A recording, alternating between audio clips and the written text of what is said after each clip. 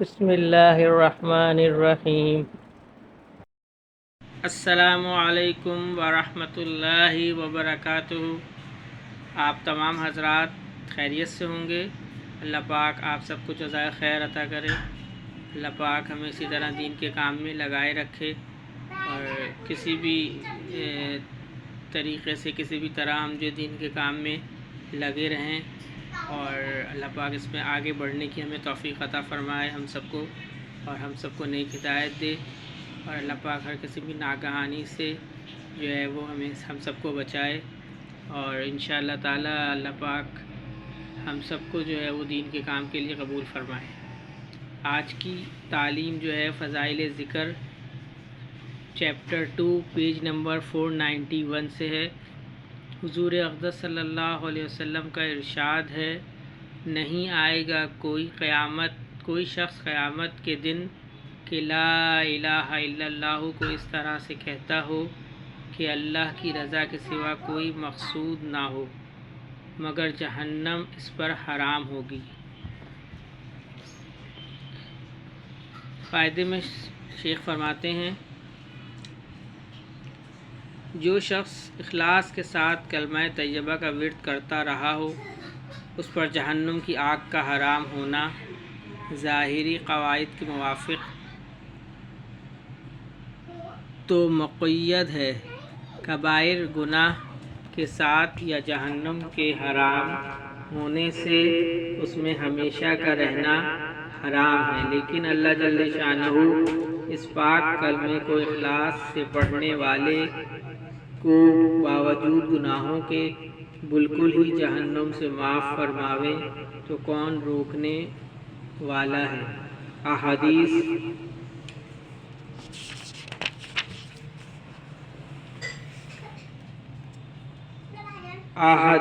میں ایسے بندوں کا بھی ذکر آتا ہے کہ قیامت کے دن حق تعالی شانہ بعض لوگوں کو فرمائیں گے تو نے فلاں گناہ کیا، فلاں کیا، اس طرح جب بہت سے گناہ گنوائے جا چکیں گے اور یہ سمجھے گا کہ میں ہلاک ہو گیا اور اقرار بغیر چارہ کار نہ ہوگا، تو ارشاد ہوگا کہ ہم نے دنیا میں تیری ستاری کی، آج بھی ستاری کرتے ہیں، تجھے معاف کر دیا۔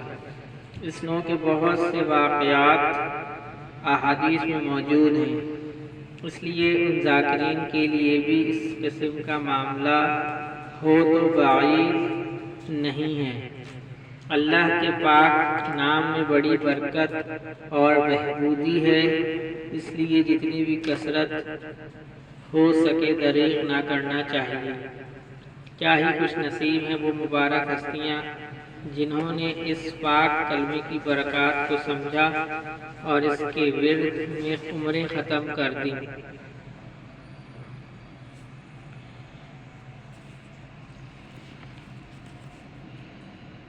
اللہم صلی علی محمد وعلی آل محمد، اللہم اعنی علی ذکرک و شکرک و حسن عبادتک، اللہم حاسبنی حسابا یسیرا، اللہم ارفع عنا البلاء والوباء، رب ارحمہما کما ربیانی صغیرا، اللہم اغفر لی ذنبی ویسر لی امری وبارک لی فی رزقی، اللہم لا تحرمنا اجرہا ولا تفتنا بعدہا۔ یا اللہ پاک جتنے مسلمان اس دنیا سے جا چکے سب کی بخشش و مغفرت فرما دیجیے۔ یا اللہ پاک جتنے مسلمان بیمار ہیں ہسپتالوں میں، گھروں میں، یا اللہ پاک تمام مسلمانوں کو صحت کاملہ عاجلہ اور مستمرہ دائمہ نصیب فرمائیے۔ یا اللہ پاک جو پریشان حال ہیں ان تمام مسلمانوں کی پریشانی کو ختم فرما کے راحت، چین، سکون، عافیت کے ساتھ عطا فرمائیے۔ یا اللہ پاک جتنی جماعتیں کراچی اجتماع اور اس کے علاوہ جو اجتماعات ہوئے ہیں ان سب سے نکلی ہیں، ان سب کی اللہ پاک ہر طرح سے حفاظت فرمائیے، اور ان سب کی اللہ پاک ہر طرح سے حفاظت فرمائیے اور ان کے گھر والوں کی بھی حفاظت فرمائیے۔